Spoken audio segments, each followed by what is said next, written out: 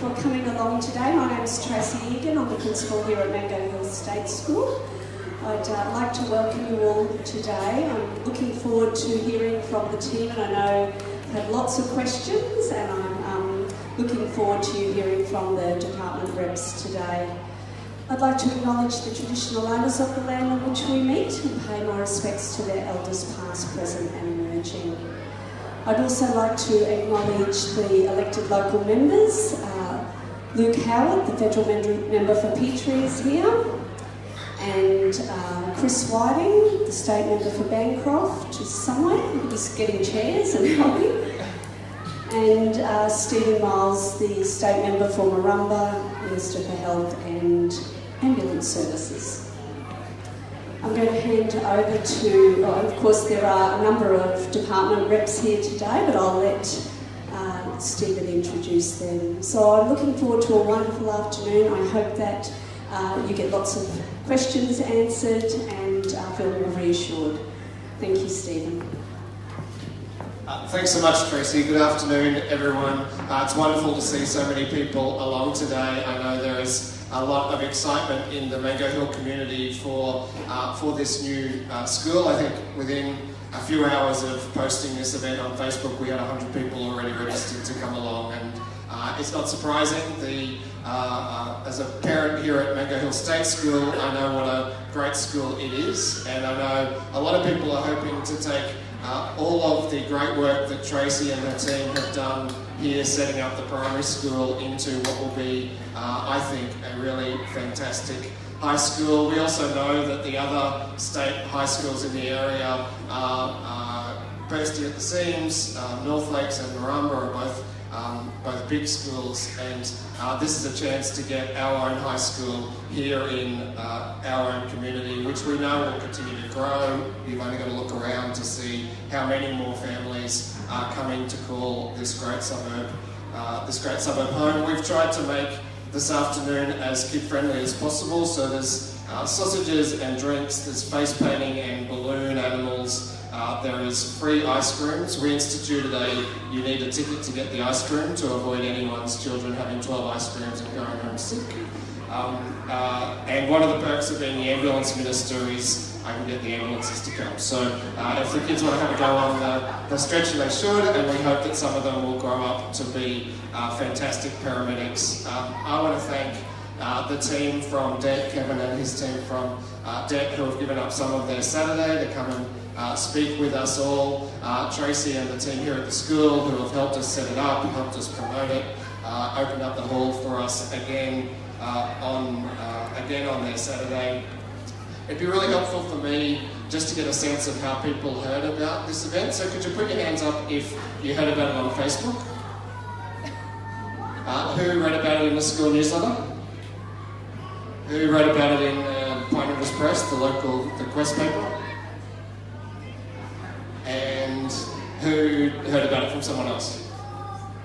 Okay, I think Facebook wins. That's really useful for me to know where I focus my efforts. But I just want to say, my eldest Sam is in grade 5 at the moment. He'll be going into high school in 2020. So I'm as excited as you are to hear what this might mean for him. Obviously, we're still at the early stages, and so there might be some questions that we can't answer yet, but Kevin and his team will be able to explain at least when those kinds of things will be sorted. Let me finally introduce a friend of mine. I've asked Corinne Mulholland to MC and just manage the Q&A process for us to make sure the meeting runs smoothly, so I'll hand over to Corinne now. Thanks so much.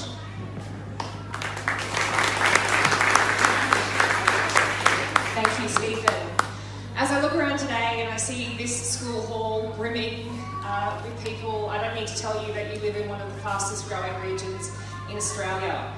We know that our local schools are under pressure and that this new high school is very much needed in our community. I'd like to thank Stephen Miles, our local member here, and of course Chris Whiting. Your efforts in fighting for this new funding in the state budget to make this high school a reality is very much appreciated. In this budget, we've seen $45 million set aside for this high school, so that is very important. And we know that compliments the announcements recently of our new university down the road at Petrie. I'd also like to just acknowledge a couple of representatives we have here from the department. We have Bevan Brennan, our Regional Director from Education Queensland, thanks for coming along. And of course, Kev Mara, who we're here a little bit further from, who's the Assistant Director General from the Department of Education. He looks after buildings and facilities, so it's fantastic to have you here today. Without further ado, I'll probably kick to you, Kev, if that's okay. And I know you've got a presentation, so ladies and gentlemen, if you have questions, we'll go to a Q&A session after this. We also have some questions that we will give priority to because they have been submitted ahead of time via Facebook, so we'll run through a few of those. We've linked them into themes. I think of some of the similar themes that we've been hearing about is what does the catchment look like, what's the size of the school look like, what's the site look like, those kind of questions. So we'll go to those questions first, and then we'll open up to some further questions around the room. Thanks, Kev. Thank you, Corinne, and thank you, Minister, and thanks for the opportunity to come along and talk today about the new school. And it is exciting for us. It's exciting from the perspective that the government has committed funding to this, so great result from my perspective in terms of infrastructure, being able to get on and start thinking about the planning and building of this new school. So, as Corinne said, this is one of the fastest growing areas in the state. We know that we can tell just by the growth of this particular school, Mango Hill State School itself, that growth is just huge. So I think this current school, Mango Hill, sits around about just over 1,100 kids. It started around about 250, 260, 200 back in 2012. So in that time frame, we've seen huge growth. So we know that the kids from this school will end up going to a secondary school, and the ability to have a secondary school in this location, in this area, is fantastic. We know the pressures, as we've talked about, on North Lake State High, on Marumba. So this thing really does support a growing community. So when we talk about this school, we think about a school of around about 2,000 students. So that's what we aim for. We know that over time, that will fluctuate and come and go as the community comes and grows. So that's our starting point. That's what we decide in terms of the infrastructure and the classrooms and all the amenities that we'll build. I'll get a guy called Luke Giorgio who will come and talk about that in a little bit more detail. So Luke is from the department. He starts off a lot of the early planning work. He's the one that helps frame what the new school will look like in terms of its infrastructure. He'll be the one that will work with the new principal when we appoint somewhere in mid-2019. So all those initial things that will happen in stage one will be conversations that will be happening through the 2019 calendar year. We know this new school will have a focus on STEM, so everyone's talking about that across the state in terms of what do we think about for our students, what do we think about for learning and the opportunities that that will create for kids in the future. Are they not hearing me? Right up. Yeah. So STEM is an important thing for us. So this whole thing around science, technology, engineering and maths is huge for our state. We also know that this school will think about things like having a kitchen garden in place. So the students can grow their own herbs and vegetables or their own courses that they run themselves. We know we want to allow for flexible learning spaces. So when we talk about classrooms and how we allow students to learn, the classrooms of old that I went to,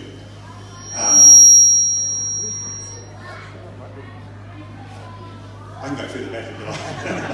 Probably make me feel a bit safer. No, so we know that they don't work anymore. We know we have to have much more flexibility. We know that having things like doors that open out into the outdoor learning areas are really mission critical for us in terms of creating that flexibility for teachers who are also thinking about different ways of teaching. And kids we know now are thinking about different ways of learning. They are much more interactive. They are much more challenging in terms of what they expect from teachers. So all of those things in play help us frame what a new school might look like. We know we're going to have to think about traffic. We know we're going to have to think about drop-off zones. We know that those things are critical for us. We face these issues across our existing schools around the state. So when we build a new school, it's the opportunity for us to get it right from the start. So having an appropriate drop-off zone, making sure there's enough parking for parents, making sure there's enough parking for visitors, making sure that the roading network around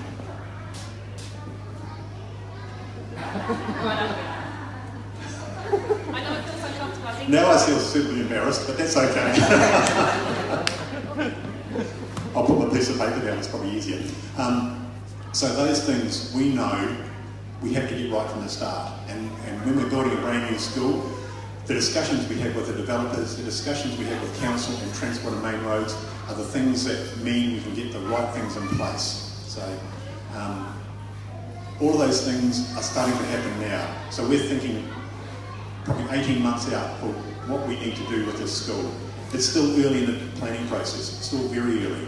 So there was a lot of water to go under the bridge before we had locked in what the school looks and feels like. But this was also the opportunity for you as parents, because a number of you, the kids that you have, will be going to this new school. This is your opportunity to start thinking about how do you want to be engaged? How do you want to play a part in this development of this new school? So what conversations do you want to have at the moment with Tracy as you're working with her? What conversations do you want to have with us as we're starting to go through this planning process? So think long and hard about that, because this is your opportunity to help shape your school for your future, for your kids. So what I'm going to do is I'm going to hand over to Luke to talk a little bit about the stages of building a school.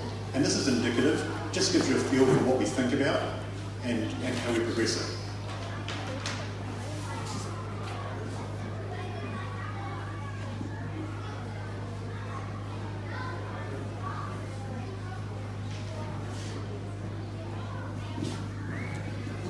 Our PowerPoint fellow, can you just flick to the slide that says stage 1?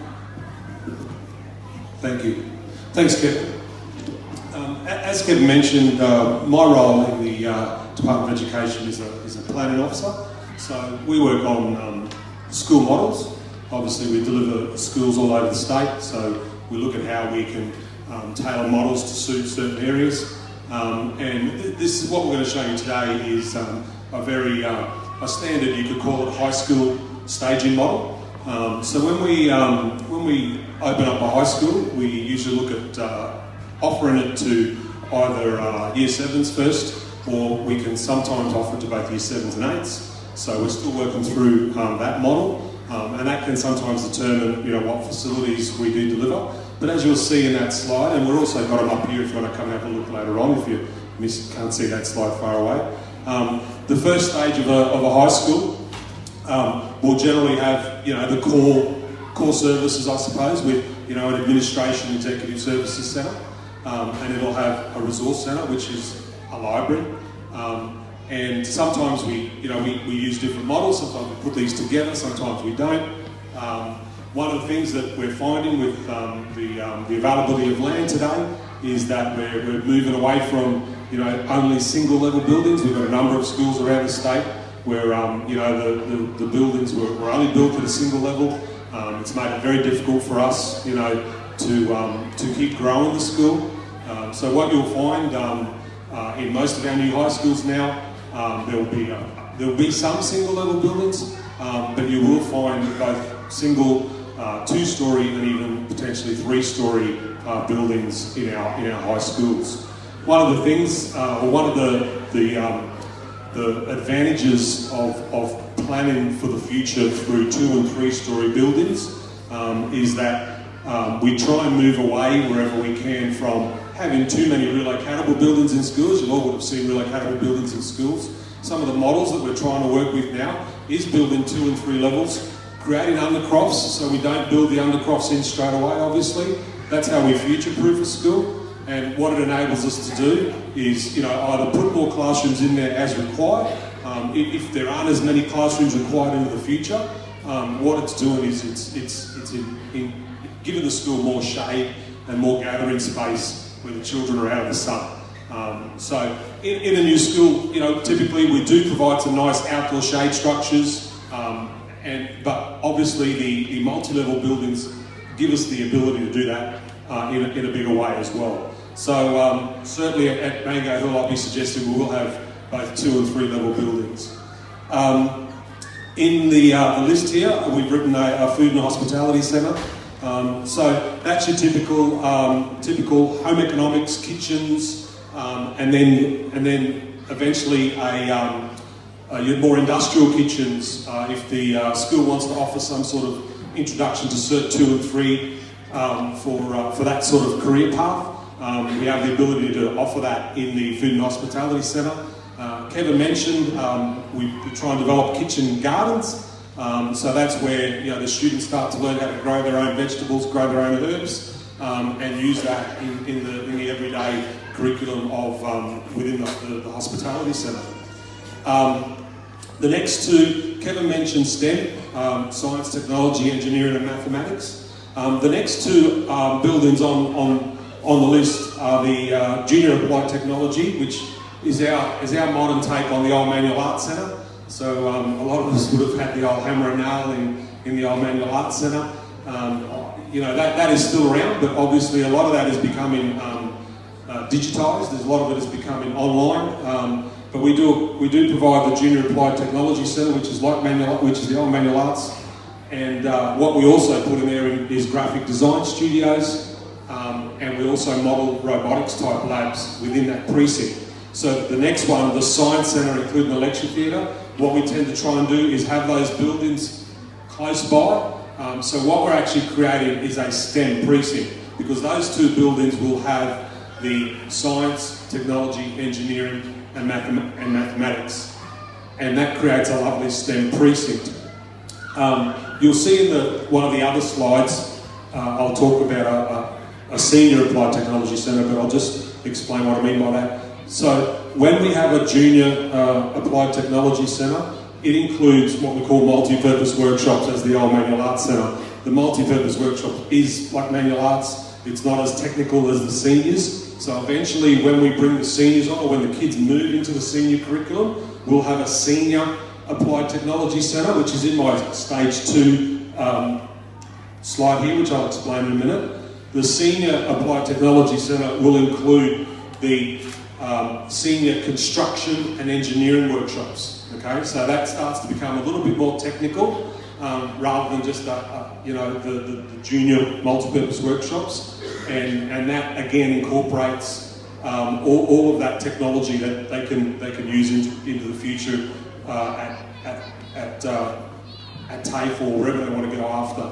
So those sort of centres are brought together because there's obviously synergies between the juniors and the senior workshops. But as you'll see, this stage 1 slide talks about some of the junior areas. A little bit further down is a Junior Learning Centre.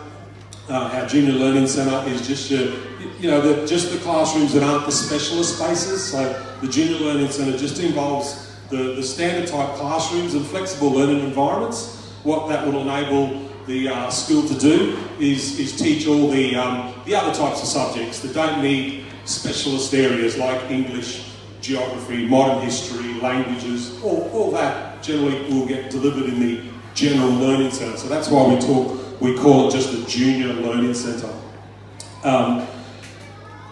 We will also, in the stage 1 list, is an indoor sports centre. So you'll see we've got a little bit of a drawing. It's a bit hard to see.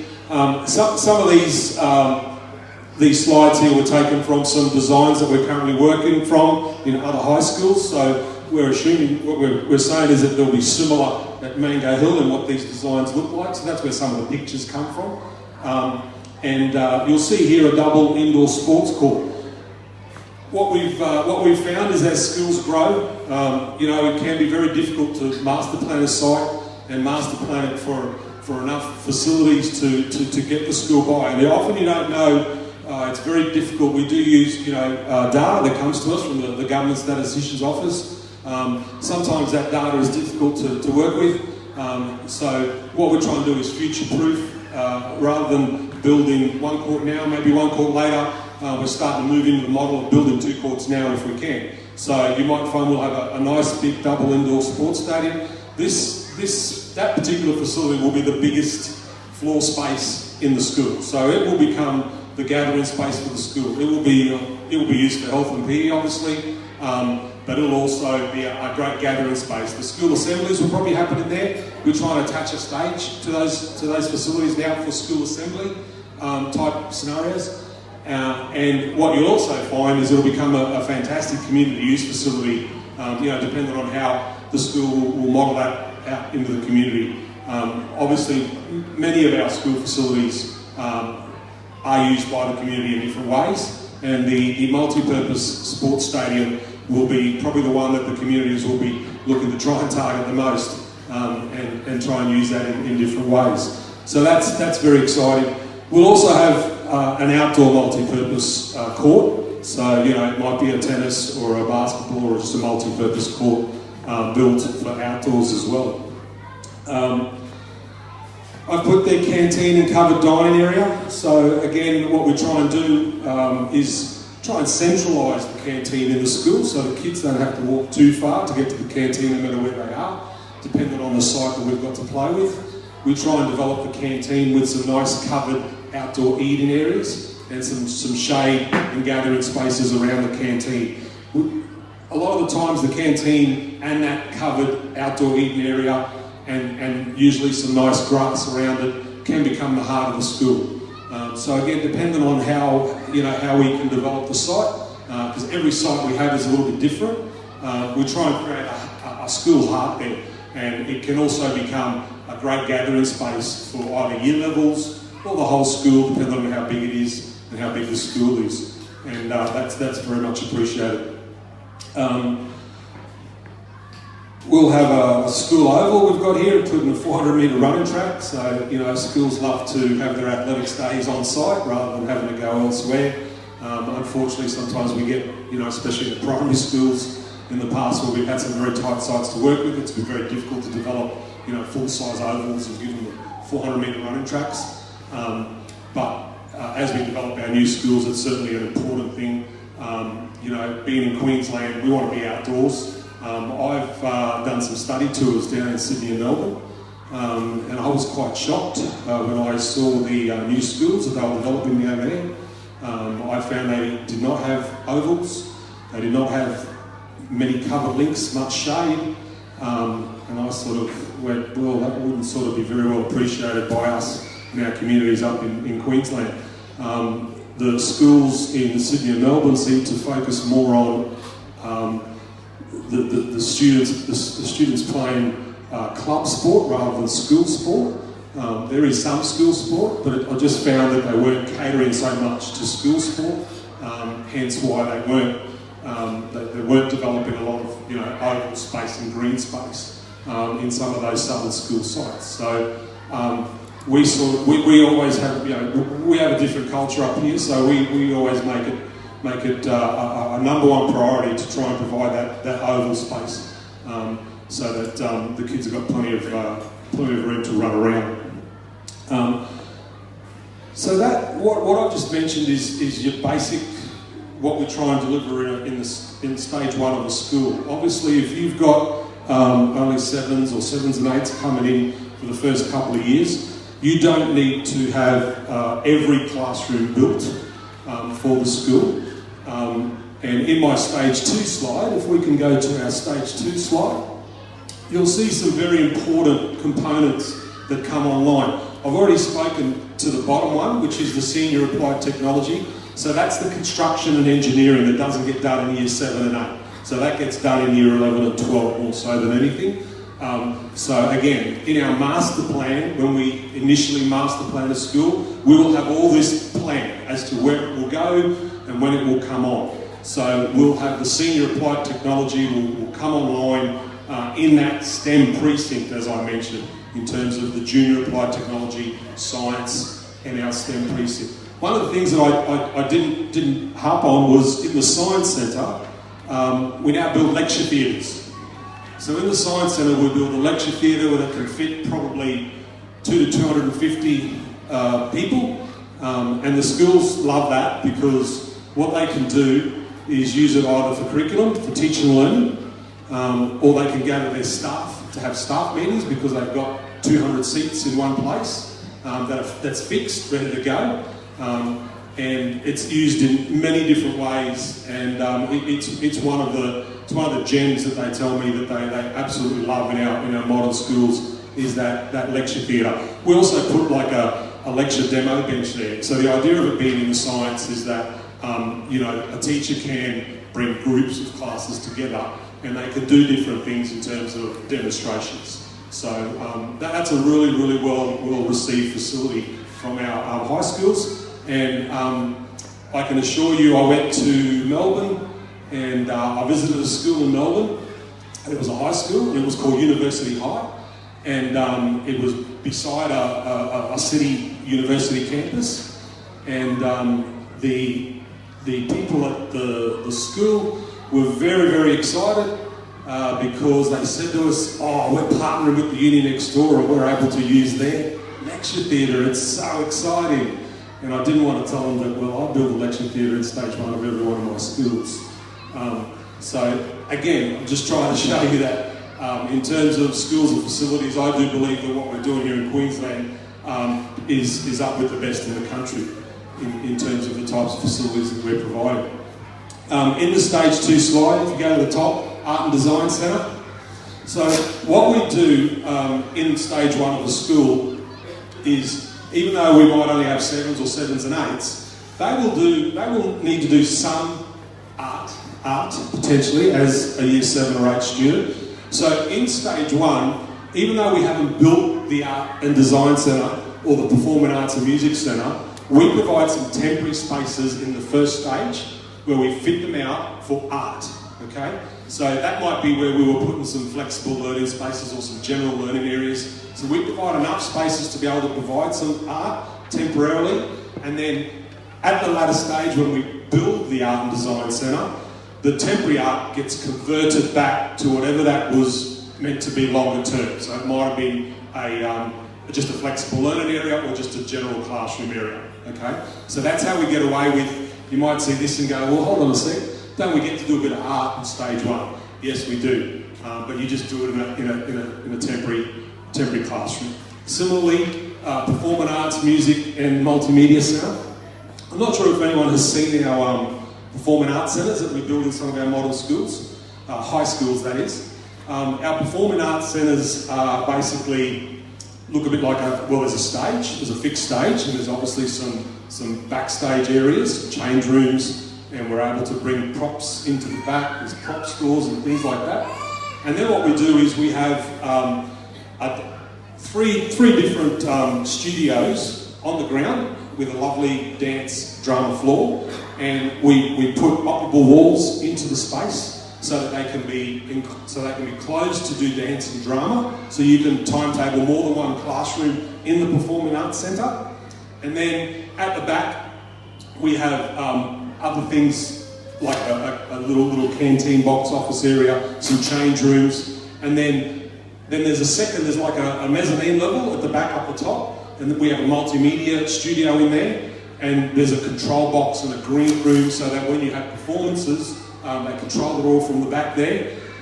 So the idea is that the operable walls can open up when you want to use it as a theatre, and we have some retractable seating that comes out from the back, the lower area of the back. So we have retractable seating for about 250 people, and then the front half of the Performing Arts Centre can have loose seating.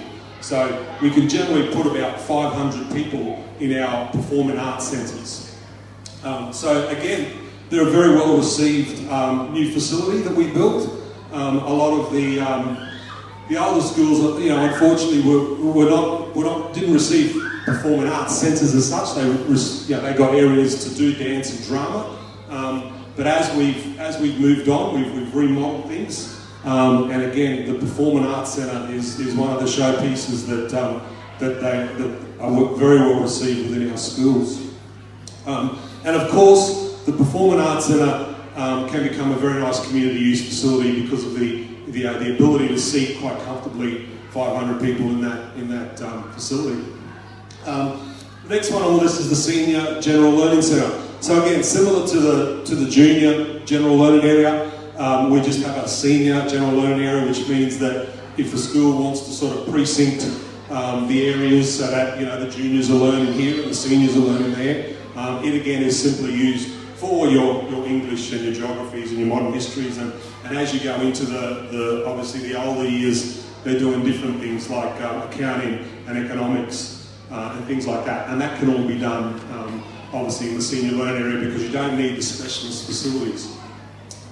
One of the things that's not on the list in the early stages, we built a few sort of computer type labs. So in the early stages of the school, it's very difficult to work through what sort of technology, you'll have the kids bringing in. So in the early stages, we provide some computer labs. So if the school wants to just start with some desktop type computers, they can start with that until they develop their own models or bring their own device type scenarios, and then we can work through how they do that. Obviously, we provide Wi-Fi throughout the whole school, but we also have some desktop type computers. Some people think it's a bit old hat, but unfortunately, in today's day and age, even though we're using some of those devices like iPads and things like that, sometimes it's very difficult to get certain software on those types of devices. So, believe it or not, the old desktop on a desk is sometimes the easiest way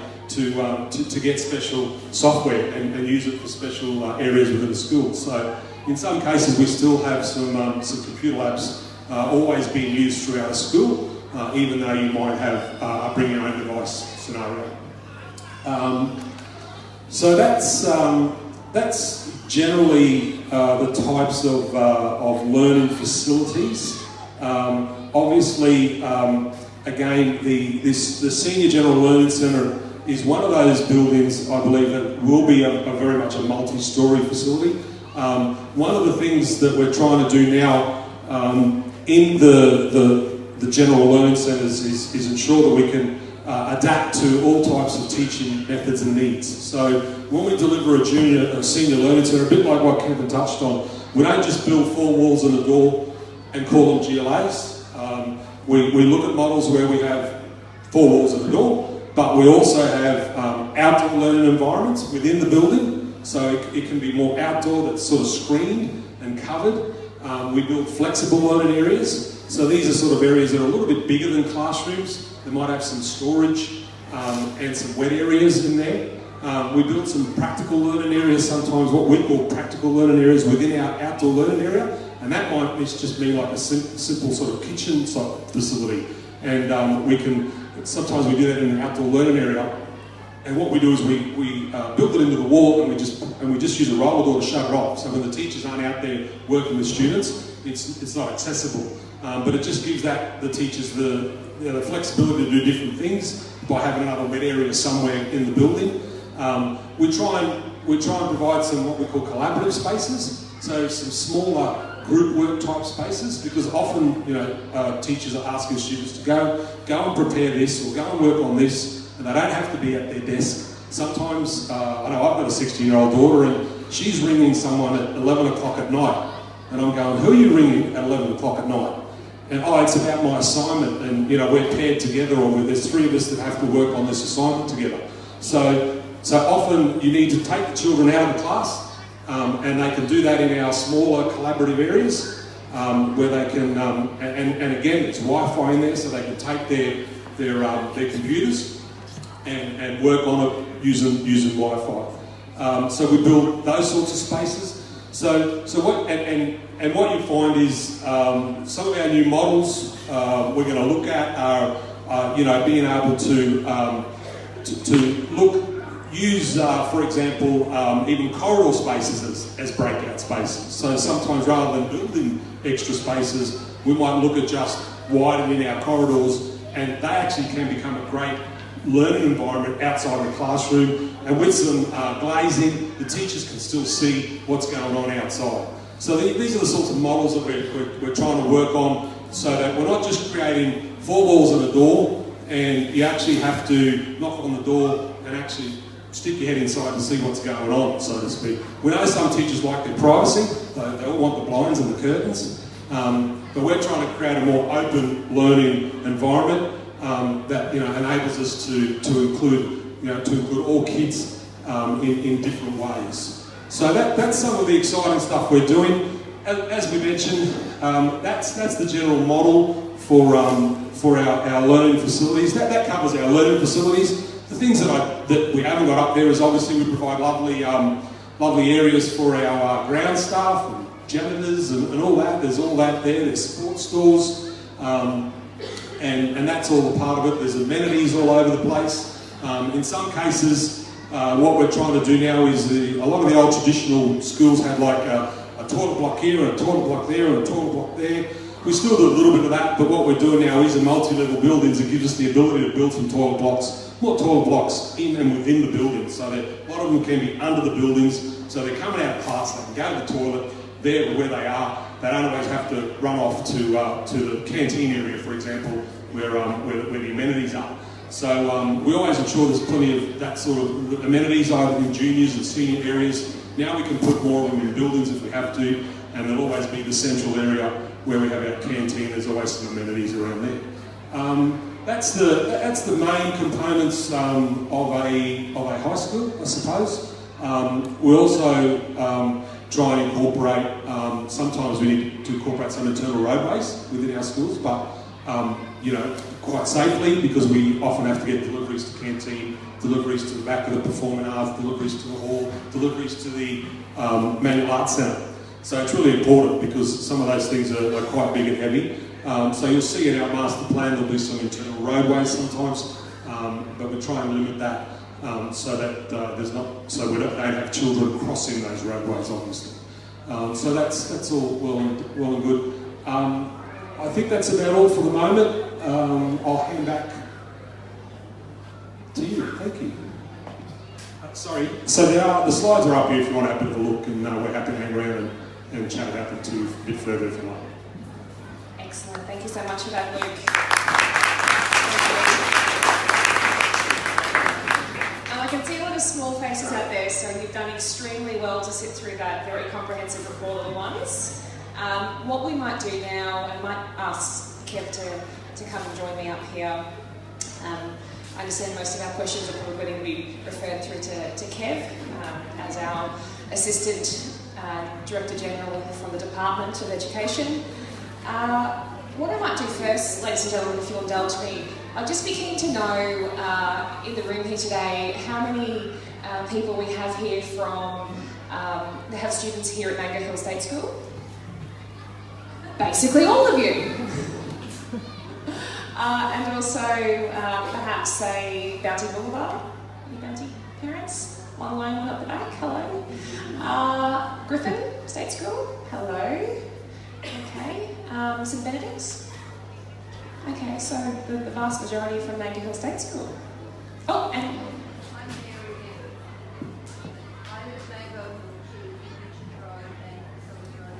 okay, thank you for that. Fantastic. So that gives us a pretty good idea about some of the questions that we might have. What I might do first is go through some of the questions that have been submitted ahead of time. We did ask people to submit, and we've also got people watching at home here through Facebook Live, so hello to all of you. One of the first questions we've had is around the catchment area for the new school, Kev, what that might look like and how that might work. Okay, so in response to that, we know that the current catchment for Northlake State College incorporates this area. So when we have a principal on board, probably mid-2019, there'll be the chance then to rethink or think about the catchment for this new school. So if I just sort of preempt some of those discussions, we know Anzac Ave, we know that sort of creates that natural boundary between Mango Hill and the Northlake side of Anzac Ave. So you can probably expect that the catchment for this school will primarily be the Mango Hill area. Okay. Questions? We might just quickly on that point. I know that you mentioned principals on board 2019, so that's another key theme that we've been having is have staff been appointed, have principals been appointed, so the answer would be not yet? Not yet, no. Okay. What we've also, we'll come back to some of those questions if you guys can hang tight. Some of the other questions we've also received is, will the school open in 2020? Look, obviously we're targeting 2020. We need to have a school open in this area. We know in terms of the growth projections, what we're seeing coming through from Mango Hill State School, what we're seeing happening over on the Northlake side of Anzac Ave. We know the numbers are growing. We know we need the capacity in and around this network of high schools to cater for that. So 2020 is the year we're aiming to open the school. Okay. In relation to subjects and extracurricular excellence programs, knowing so many of you Mango Hill State School parents, a number of the questions that were submitted talked about the fantastic ethos that Mrs. Egan and the team here have fostered here at the school, and wanting to know that the same types of ethos will be at the school, the same kinds of excellence programs and extracurricular programs offered at the high school? Correct, and look, we need the new principal to be on board in order to start developing that curriculum and what the vision and culture will be for the school. So, and Tracy will know from starting this school here, the work that goes into engaging with the community. What does the community think about the vision for the school? What are the values for the school? How do you just start to create a culture which resonates with the community? So a lot of that work starts to happen with the new principal when they come on stream. All right. Did we have some catchment questions back there? Okay, all right. I'll come on down to you. Just checking.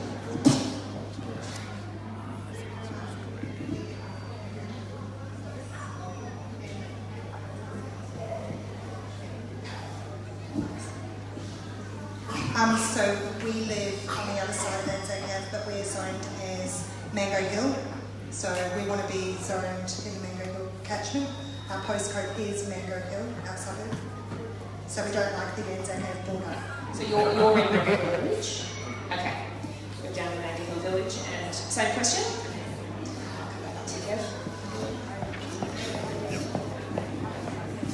So obviously those are questions that the principal will help address. So while I said that Anzac Ave might form a natural boundary, we know we also have to negotiate with Northlake State College around a catchment. So in a new community, it's really easy to create a catchment.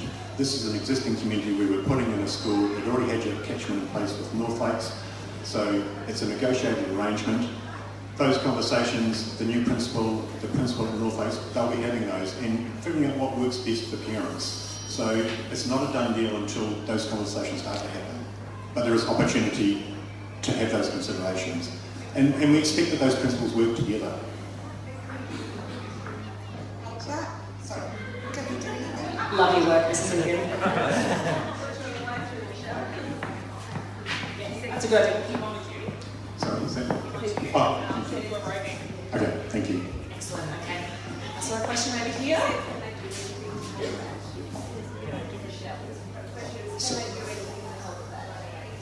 So if I just go back to the question, can you do anything to help that? Obviously, I think start preparing what you're thinking about. I suggest make sure that Tracy's aware of it so that we don't lose that question. We've got a similar catchment question over here, Kev. This lady's children come here to Mango Hill State School. However, they're over at Mango Hill Village as well, on the other side of Anzac Ave. So I suppose her concerns that she's raised with me is that you...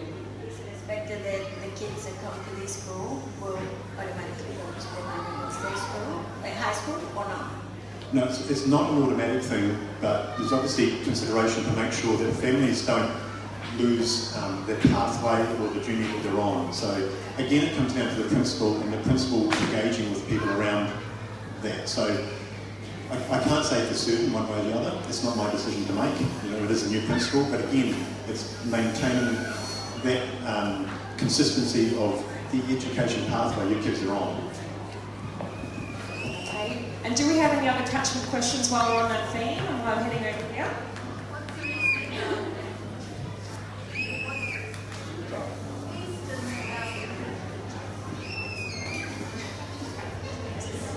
So we've got ladies here from Griffin State School. We're talking about growth. So the schools, Griffin State School, I was out there during the week. They have fairly similar growth trajectory as we've got here at Mango Hill State School. I think they've got 11 preps in grade 1s there, and they're hitting 700 students there now. So is your question about how the facility... Okay, will Griffin be included because these ladies from Griffin State School? I want to know.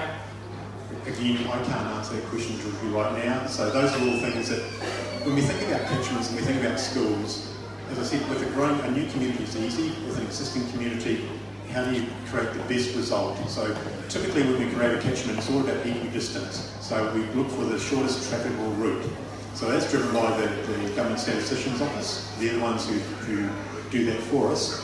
But then we get into the territory of negotiated catchments and arrangements between principals. So we do expect our principals to think about working in a network of schools method. So it's a challenge, we get that, but have the conversation with the principal around that. All right, we've got one more catchment question over here, Kev. The question was, again, will the catchment be open initially to start with? The lady I'm speaking to here, she's in Norfolks, so is concerned about not being able to get into the catchment for the new high school. Can I just ask what you mean by open? Some schools aren't zoned to start with. My understanding is it can be an open catchment area as opposed to being closed catchment. So you can actually apply openly without having to wait for the catchment area to be taken care of first. No, all of our schools start with a catchment area, and all of our new schools also start with an enrolment management plan, which allows the principal to go through a process of who enrolls and how they enroll. So that's quite an important tool that the principal needs to use to figure out the in-catchment kids, the out-of-catchment applications that might be made, and his or her ability to be flexible around that.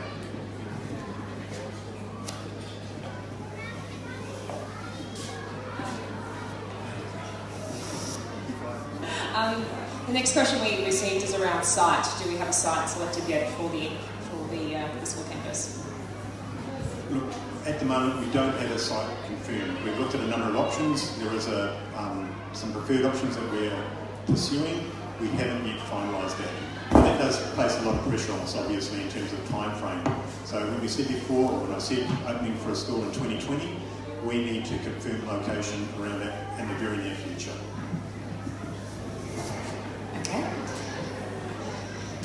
How about at the back here? Have we got any questions at the back? All right. Excuse me.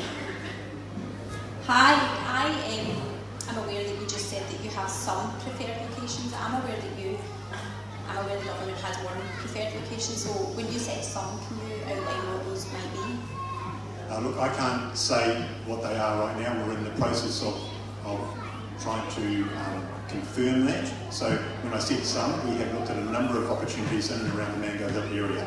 Yes, of course, we have a preferred one. We are looking at the alternatives, but we're in the middle of a process and I can't comment at the moment. So are you going to tell people what that preferred site is? Sorry, say that again? Are you going to tell people what that preferred site is? Not at the moment, no, I can't.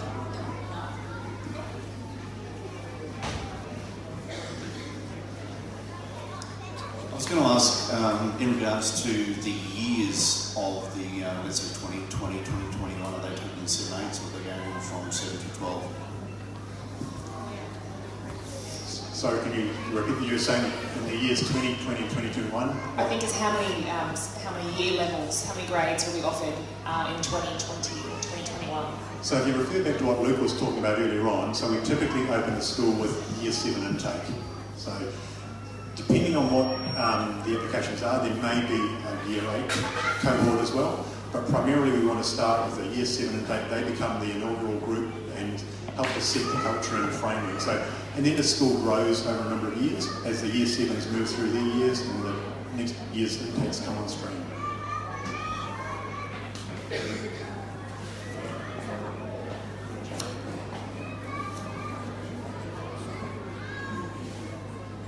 My name's Michael Abbott. My 2 kids go here, 2 of my kids go here. It's my mum here. One of the proposed sites that you guys have been in communication with is my parents' place. Mr. Miles had on his event website that he was going to name the property today. I think that's what the last question was about. So, Mr. Miles, you did block me, or I was blocked from your event page. If you're going to name it, can you name it, please? It's not going to happen, Michael. Why did you like it?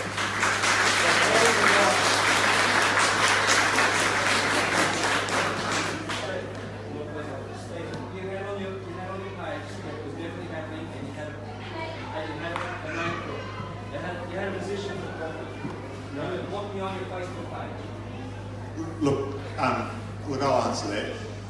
I can't name the site right now because we're in the middle of a process. So it'll be inappropriate and unfair. And look, I can't advise the Minister what that site might be, and I can't ask the Minister to make comment until we have confirmed it. How long has that process been underway? It's been underway for a considerable period of time. 2015, and the only notified my parents 12 months ago I can't comment in terms of the 2015 stuff because I wasn't here. Well, back to your resumption meeting with the bureaucrats and the whole process stinks. We need schools, we realise that. But we've lost some accountability and we've lost some open honesty. And rather than Mr. Miles saying the site's been chosen, we're going to hear where it is today. Okay, that was wrong of me to say that. It was inappropriate at a ministerial level to say that. Look, I can't comment on it, and look, I can't give advice on that until we've confirmed the site. So, look, I appreciate your comments. It is a structured process. We are working our way through it. It is a sound process, and it's consistent with other purchases we make. Excuse me. Given that everybody in the room who knows the preferred site is in fact the goat farm, I think that would be a really simple thing for me to be very transparent and honest about. It's really disrespectful to the neighbours of the proposed school that you started the process very late. You're talking about 2 or 3 storey buildings that are going to be adjacent to a number of homes. As a good neighbour, it's really important you start the conversation honestly, and by that look of transparency, you're not being honest. So, given that it is that site, we need to know what measure you're putting in place to mitigate the impact on neighbours, the environment around us, in terms of particulate pollution from increased traffic. It's got a really poor site for connectivity for transport. There's going to be a lot of noise, a lot of light and pollution. You have no transparency, so we have very trust in you whatsoever, I'm afraid. And I think most people in Kinsellas neighbourhood would feel that way.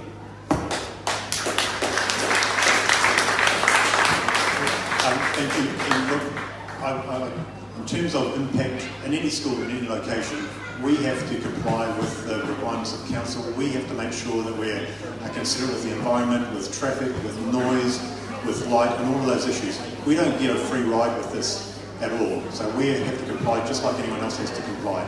So again, I'm going to go back. I can't comment about the site right now because it's inappropriate because we're in the middle of a process. Yes, you may know about it, and there are lots of people in the room who are aware of what the site might be. But sorry, for me, I have to maintain my integrity and my professionalism around what I can and can't say. We're going to have a question over here about planning at the school for special education. Are you able to talk to that? Yep, so every school has a part of it which deals with special education. So every school will have a special education unit. So one of the things that the department has been working on for some time now is the whole concept of inclusivity. So we want to make sure that schools provide those opportunities for a whole range. So it's a holistic approach to education, so that no one's excluded from the opportunity. Will that be in stage 1? Yes, it's always in stage 1. Hi. Just one of the things that I think we all agree is really positive about this school is that it's an independent public school. Can you confirm whether the new school will be independent public, or is that going to be reviewed as well with the current review that's going on? It's typically what happens. It's an independent public school, and as I said before, they all have an enrollment management plan, which helps frame the new school. So yes. When we started at Mango Hill, there was a community consultation group, worked on uniforms, things like that. Is that going to happen with the new principal?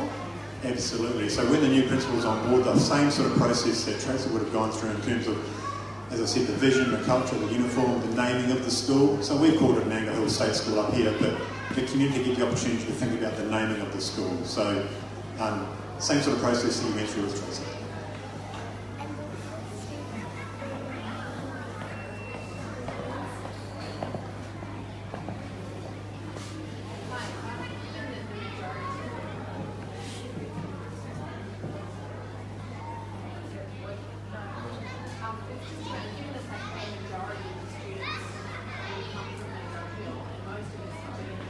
The school has grown.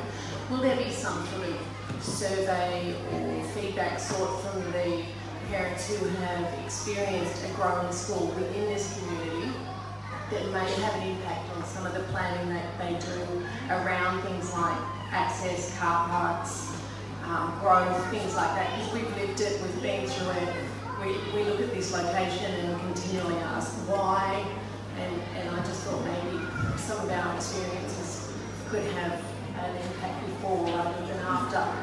So absolutely, and as I said before, this is, as we work through this process and go through the next 18 months, this is the opportunity for you to start providing that input. So work through Tracy, absolutely. Make sure that information is captured and feed it back to us, because we want to hear the lived experience as well. How many hectares do you think the school will occupy once you're up to stage 2? Look, that's a good question. Every school is different, so I'm not going to put a number on hectares per school.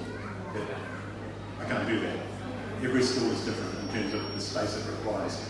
So one of the things we are thinking about, and Luke talked about it, so what do we do in terms of, most schools historically have been built single level, so they're spread out quite far and wide. The thing that it does for us as the school grows and develops is it limits the ability for us to put in more buildings for the school growth. So we think about having multi-storey buildings which enable us to have that flexibility in the future. We have nominal spaces that we allocate. I can't say that we need a bare minimum or a maximum for any given school, because we deal with every site in a unique way. Do we have any questions?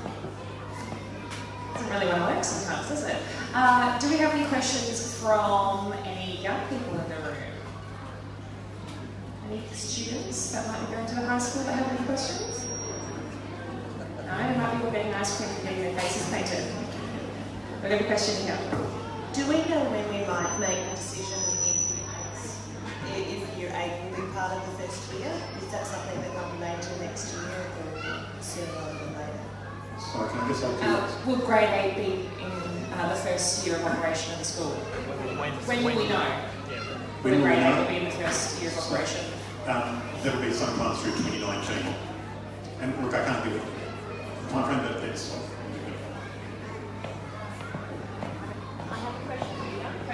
My microphone keeps turning on and off. What's your name? My name is Helena, and I was just wondering, will the two schools interact sometimes? Will they share events or activities? Do you go here to Mango Hill? What grade are you in? Grade 5. So, short answer is yes. That's what I would expect. And look, if you think about your current principal and the new principal that will be in place for the new school, we would expect that they're talking together and thinking about the whole community from preps all the way through to year 12 and how that works. I was just wondering in relation to how many, the numbers of students you've got to initially take, whether it's like year 7 or year 7 and 8, given that that's not a lot, how is it actually, like, is it an option to go further than that? Because the other schools are busting at the seams. How effective is taking up 200 or 300 students really going to make? And I'd like to know how many people here would like the school to take, that need the school to take at least 8 and above. So, look, it's a real challenge in terms of, if I think about parents and their desire for their children to change a high school. So when we think about starting a brand new school, the movement from a year 6 to a year 7 is really easy because they're moving from a primary to a secondary. When you think about a year 8 or a year 9 moving from an existing school into a new school, obviously that's a parent's choice, and your question around who in the room would think that that would be appropriate for their kids is something that we need to get some understanding around. So Luke talked about typically it's a year 7, we can think about year 7 and 8. So it's about knowing how many interested in doing that. Is someone going to look into that? Yes, absolutely. Is that something else we can feed back through? Absolutely, and again when the new principal comes on stream, and look, I'm putting a lot on the new principal, but that is their job. They are the ones who create this, so I would expect that they're engaging with you as a community to say, who's interested in this, and what does it look like, and then feeding back to us in terms of what do we build and what do we provide for day 1 of 2020. Okay, we've got a question down here. Hi, we've got some of our children who their last year is year 6 at Mango Hill State School. They are needing to now go to other schools within the catchment area or outside the catchment area. Most of the parents here would prefer to have them in the Mango Hill State School community. So would those children then be able to be transferred back into this school's catchment? And I guess that's the question that the lady here asked in terms of the year 8s and the year 9s who have already moved on to North Lakes or wherever they're going. Absolutely, if they're in catchment, they should be coming back to the principal and saying, hey, look, we would like to transfer an in-catchment student. So, absolutely. I think that was the right answer.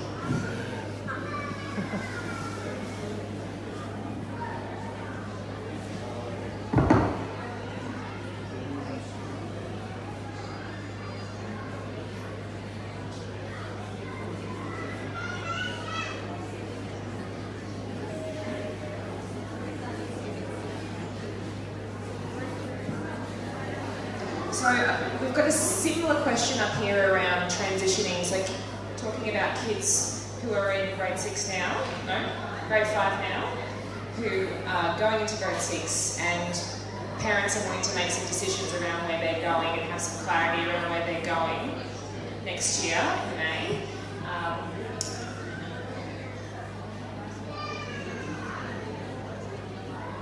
But they're not going to know because we're not going to have that information until early next year around principals, school ethos, location, etc. So it's a sort of similar question, but a little bit different to the one that we had from.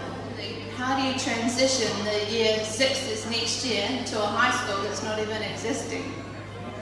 So the comment around the year 6s who will transfer next year, they need to go to their high school and their high school catchment.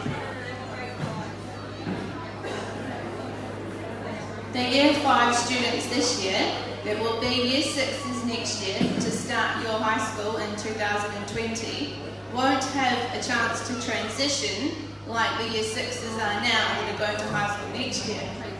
We won't even know what uniforms or anything looks like until probably later next year. How do we make a choice?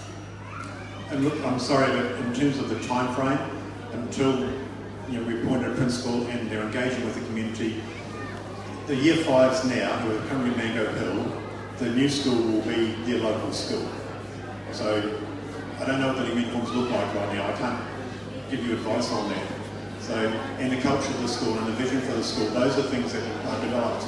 They're developed in advance of the school, but the decision is made here.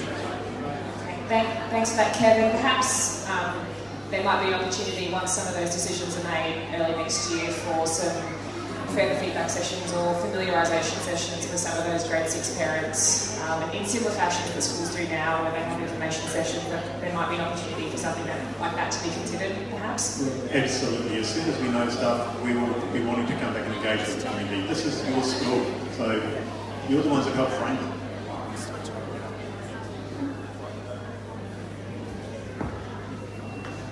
Hello, my name's Carl Trout. I have a quick question. If we're going to the proposed site that no one apparently knows about, I was just wondering if the mosquitoes and all the power lines down Richard Road and near Kinsellas is going to have an issue with that. In terms of mosquitoes, council do their spraying. That's, you expect that will continue. In terms of the power lines that are going down the back there, so we're aware of that, and we take all that into account when we design a school, when we choose where a school goes.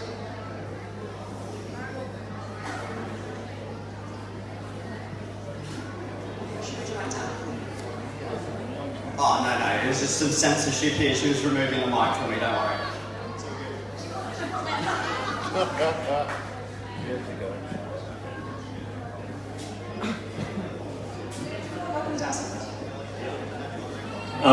Hi everyone, I'm Luke Howard, Federal MP. Thank you for your presentation today. We know the Mango Hill area really needs a new high school, and I'm sure some questions have been answered. If you could make a decision fairly quickly on where the school will go, it's fairly important given it is only 18 months away. But I just have a question for the community. There's a lot of new townhouses that have gone into the Mango Hill, North Lakes, Griffin area, and we have a real shortage of sporting and playing facilities within this region. And you touched before about a 400-metre track. I just wondered if there'll be a new pool facility, swimming pool that will go in. And Kevin, is there an opportunity for perhaps local swimming clubs or little athletics clubs to perhaps share those school facilities once it'll be built? Thank you.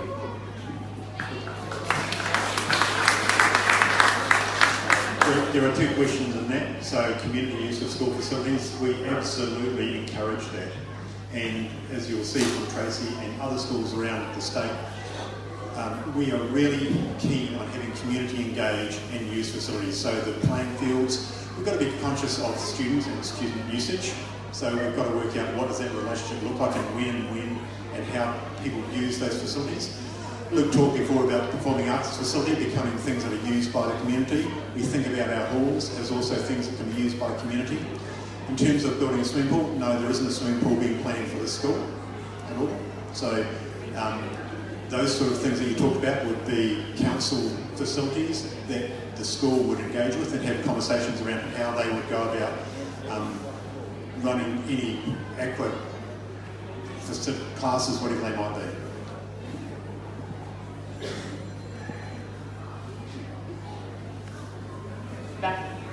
About public transport, buses, that type of transport planning for the school buses? Yes, absolutely. In terms of school buses, we work with Transport and Main Roads around that. So, I think, do you want to say something? I can. We've had some meetings recently about school bus services for here at Mango Hill, particularly servicing Capestone, and the discussion we had with TransLink, they expressed a real interest in making sure whatever they did there aligned with what would be needed for the new high school. So it's possible we might end up with a bus service for both schools. Yeah. We might take maybe just one more question, and then everyone's happy to hang around for a bit longer afterwards and talk less formally.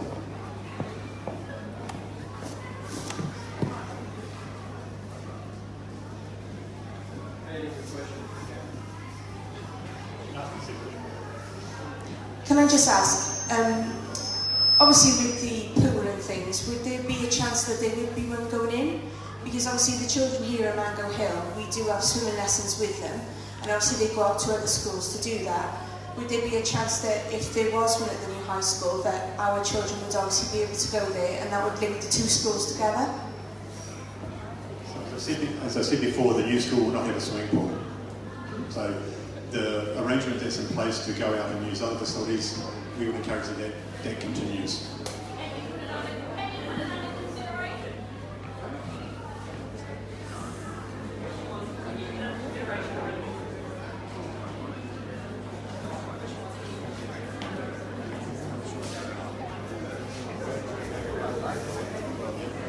All right, thank you very much for that, Kev. Kev and Luke are going to stick around from the department. I think we've got them until about 5 o'clock. So can we please give them a round of applause and thank you very much for all these helpful questions.